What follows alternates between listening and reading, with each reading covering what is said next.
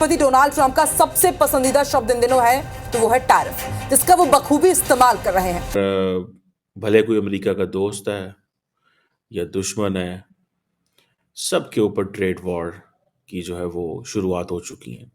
लेकिन चाइना इस मुश्किल से निकलने के लिए कोशिश ये कर रहा है कि वो इंडिया से करीब हो जाए। हांगकांग के स्टॉक मार्केट में 1.2% कमी रिकॉर्ड की गई। शंघाई स्टॉक मार्केट में 2 पॉइंट्स कमी हुई। टोक्यो के निक्की इंडेक्स में 225 पॉइंट्स कमी रिकॉर्ड की गई। भारत के पास सॉफ्टवेयर है तो हार्डवेयर चाइना के पास है। अगर दोनों इकट्ठे होते हैं और ये म्यूचुअल ट्रस्ट के ऊपर काम करें तो पूरी दुनिया को हम पीछे लगा सकते हैं। हमें अमेरिकन के, यूरोपियंस के पीछे लगने की जरूरत नहीं है। China is begging from India कि हमारे साथ ट्रेड टाइज और भी स्ट्रॉन्ग करो। हम दोनों मिलकर इन टैरिफ्स का सामना करते हैं। अमेरिका का मसला ये है कि वो पूरी दुनिया में चौधराहट चाहता है। वो हर मुल्क पर अपना इन्फ्लुएंस कायम करना चाहता है और अपने मर्जी के मुताबिक उस मुल्क को हैंडल करना चाहता है। भारत के साथ सबसे कम इस खित्ते के अंदर 26%, 26%, पाकिस्तान पे आई थिंक 29%, बांग्लादेश से जो है वो इससे भी ज़्यादा है, आई थिंक 37% के करीब टैरिफ्स लगे हैं। और जब अगर वो नहीं माने और आपसे जबरदस्ती और ये करने लगे तो फिर खड़े हो, खुदा के लिए खड़े हो, वैसे ही खत्म हो जाओगे। अगर इकोनॉमिकली तो हमारा मुकाबला भारत से नहीं है। 2016 में बिल्कुल ठीक इंडिया की ट्रेड उनके साथ 116 बिलियन डॉलर से ऊपर थी। बिल्कुल हमारी को सवा 5.5 बिलियन थी। और प्रेसिडेंट शी ने लेटर लिखा है प्रेसिडेंट मर्मो को। ये एक अनप्रेसिडेंटेड मूव है। वैसे तो ये 75th anniversary of relations between चीन एंड इंडिया, लेकिन ऐसे मौके पर एक ऐसा लेटर लिखना जिसमें ये कहना कि ड्रैगन एलिफेंट टैंगो, तो प्रेसिडेंट शी अब एलिफेंट एंड ड्रैगन का डांस देखना चाहते हैं इकट्ठे। उसकी वजह क्या है? उसकी वजह है ये टैरिफ्स। तो इससे ये लगता है कि प्रेसिडेंट शी बैक कर रहे हैं।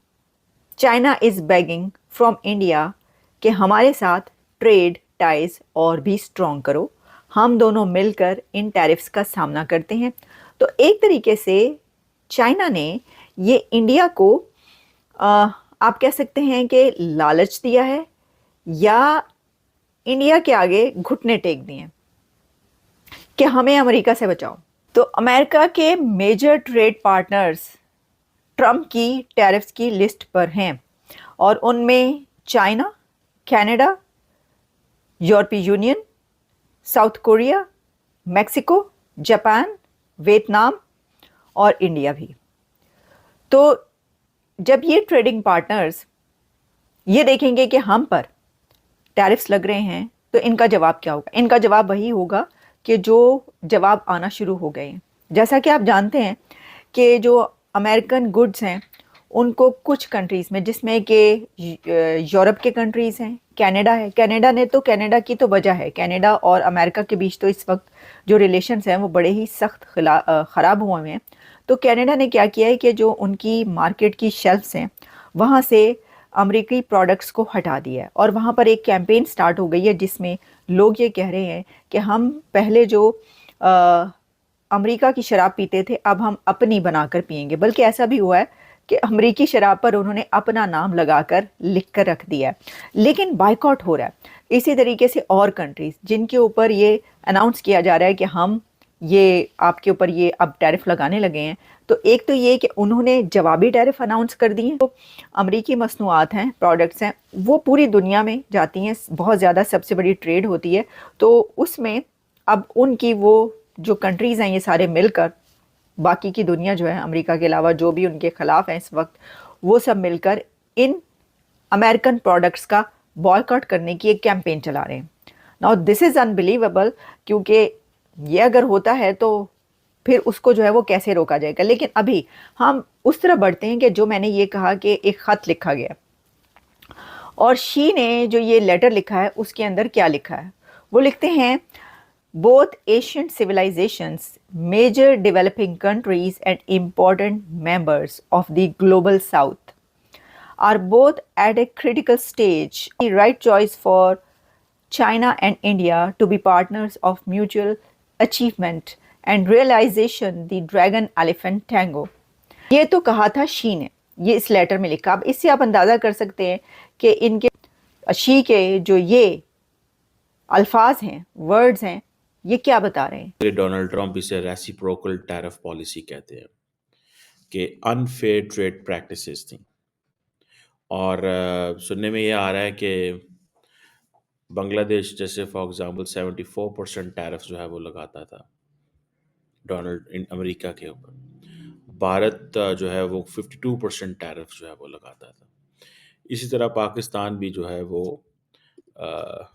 माफ़ नहीं करता था और मेरा ख्याल है पाकिस्तान तकरीबन 58% टैरिफ जो है वो लगाता था।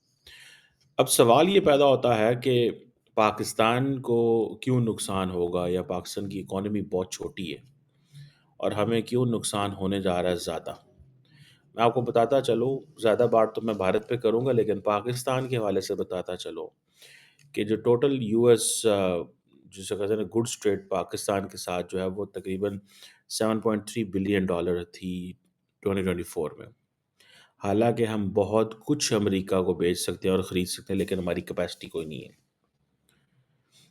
जिसमें आप ये समझ लें कि जो US goods export to Pakistan 2024 में थी वो $2.1 बिलियन थी।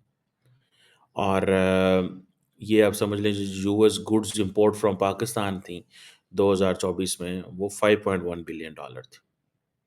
सो ये जो गुड्स का ट्रेड डेफिसिट है वो तकरीबन $3 बिलियन था। तो गुड्स एंड सर्विसेज अलग सेक्टर है, ठीक है जी।